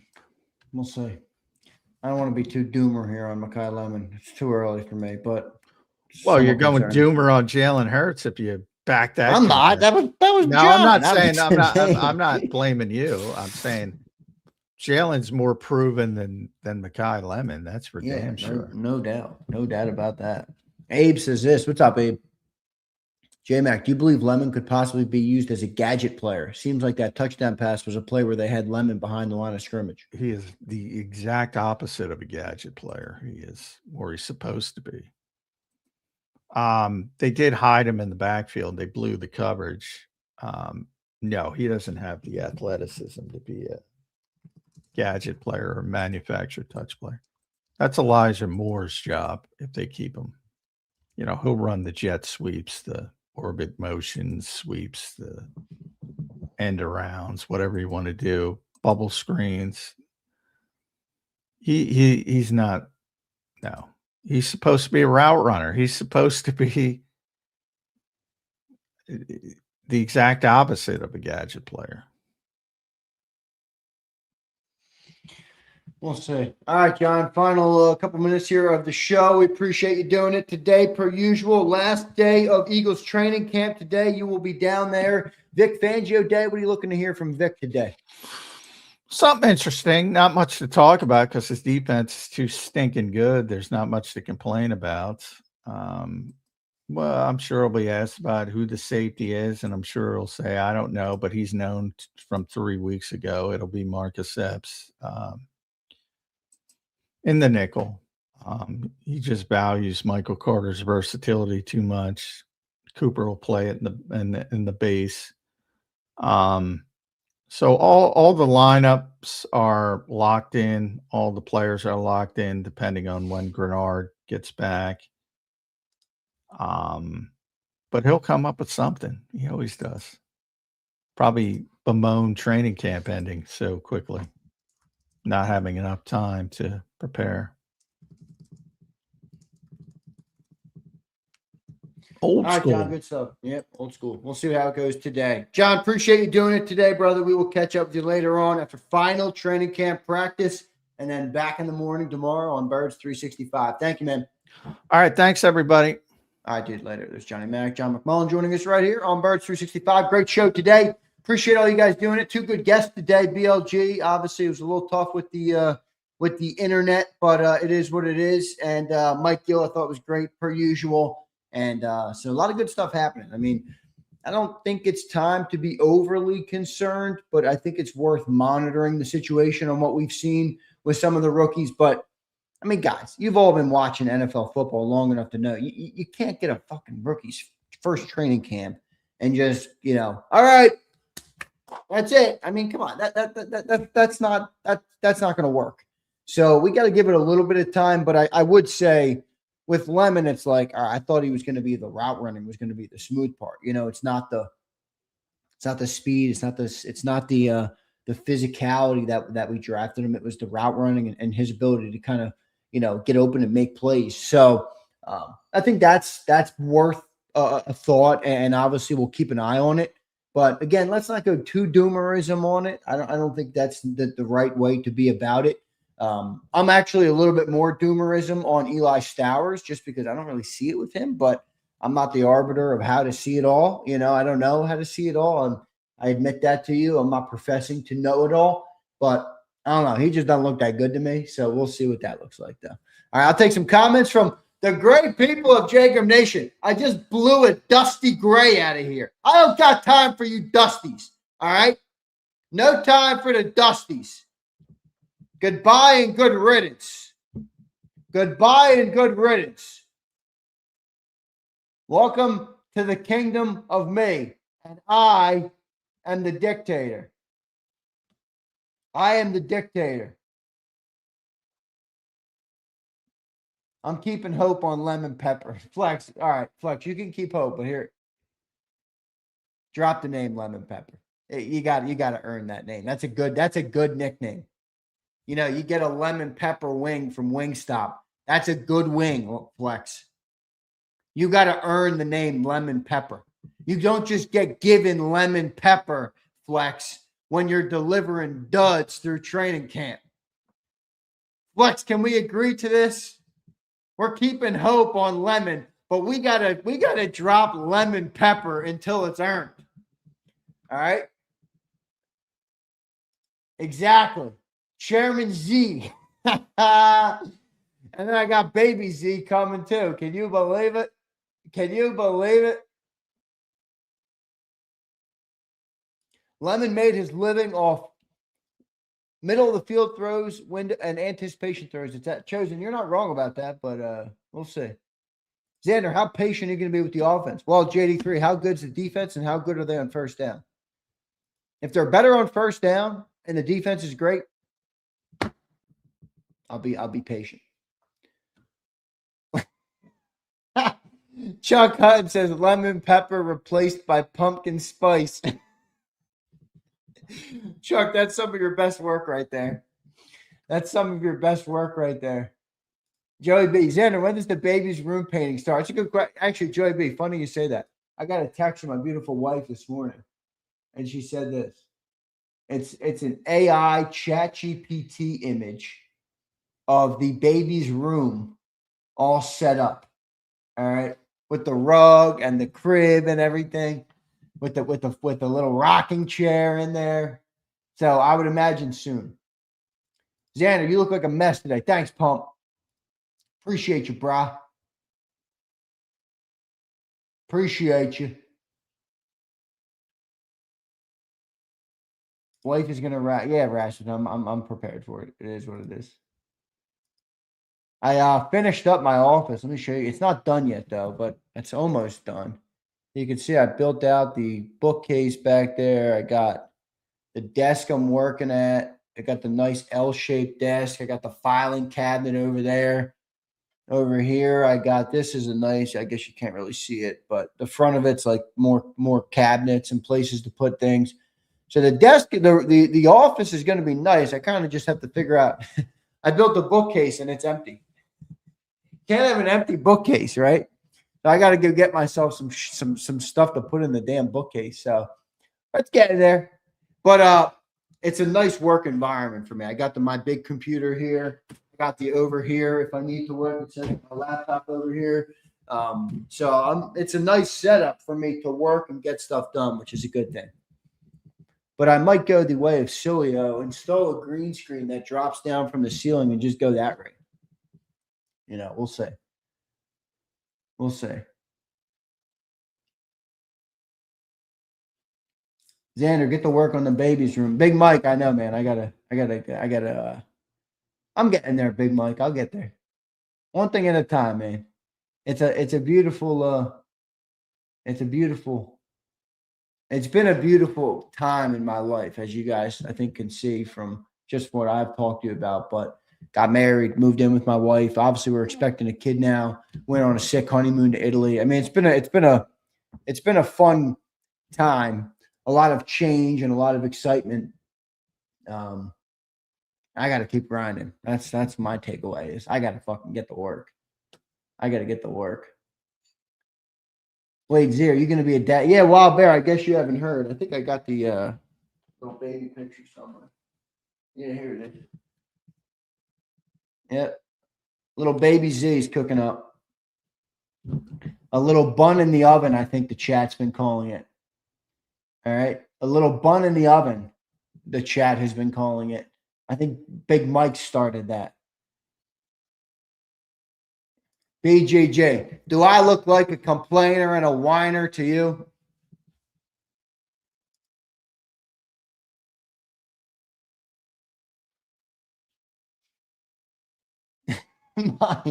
Where's the copy of Animal Farm? Oh, Maya, will you quit? Maya, will you quit crying? Joey B says, LOL, keep grinding. I got 2 kids in college now. No doubt. No doubt. Go Birds. Keep up the good work, fellas. Hashtag darkest Anglo you know. That's a pretty funny hashtag. JAKIB Onesie. Yeah. Oh, Lord. Xander going to hold the baby while talking to Jay. No, I don't think I'll be doing that. Xander got his bloodline set up. Yeah, that's the son is on the way. I'm excited about it. Son number 1, at least that is.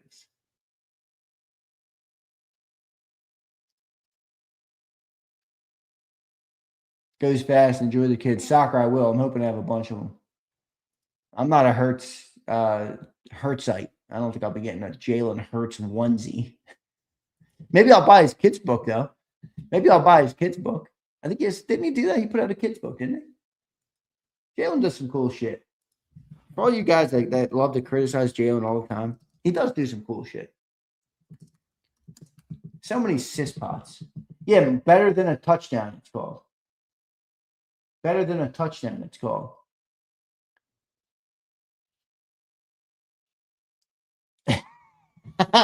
I know, Pump. The room is tragic, dude. Look, I got just literally, there's not a decoration on these walls, dude. Not a decoration on these walls. Oh, no, I unplugged my camera. Shit, now I got to plug it back in. I knew I was going to fuck it up to show Pumper. That's hilarious. Not a decoration on these freaking walls. Where is this damn camera now? Webcam. Android webcam. All right, start it. Oh my gosh, you're kidding me. You're kidding me. Pump, look at what you made me do. Look at what you made me do, Pump. Unbelievable. All right, there we go. Unbelievable. No, I know, Abe. It's tragic, dude. I got to change that out. It's tragic. I got to check that out. I mean, Abe, what is that thing? I got to shut that off. I just ordered some new lighting. I need better lighting in here. I want like a nice ambiance light. Oh, yeah, I can do this too.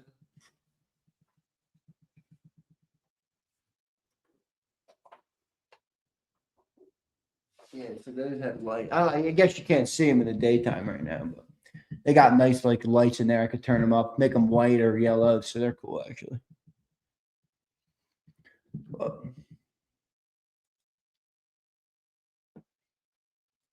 all right, appreciate you guys. Good show today. Last day of training camp. Last day of training camp today. Can't believe it's already done. I can't believe it's already freaking done. Training camp comes and goes quick. I would assume the season's going to come and go quick. This is how it happens, man. It all happens quick. So I appreciate the person who said enjoy it because it's going to go quick. Everything seems to be going quick now in life, man. When life is good, it cooks, man. It cooks. And I think life is always good. You know, even through the trials and the tribulations, you got to try and enjoy it. All right. Once I'm living in Jersey. Are you in Jersey? No, where are you? PA? Rasmussen, I have no clue. That was not my doing. I have no clue how that happened. Probably money. Rasmussen. Probably money. All right, folks. Love all you guys. Hit that like button. See you next time, everybody. Thanks for tuning in today.